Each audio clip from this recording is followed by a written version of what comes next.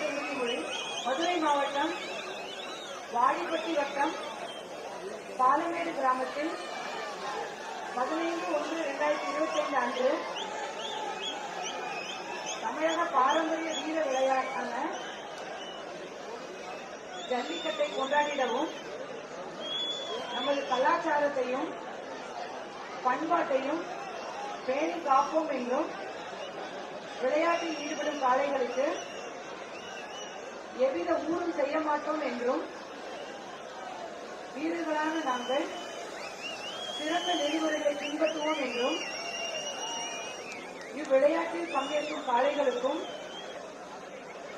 வீரர்களுக்கும் சிறு தீங்கும் நேராமல் அரசு விதிமுறைகளுக்கு உட்பட்டு விளையாடுவோம் என்று உறுதிமொழிகிறோம்.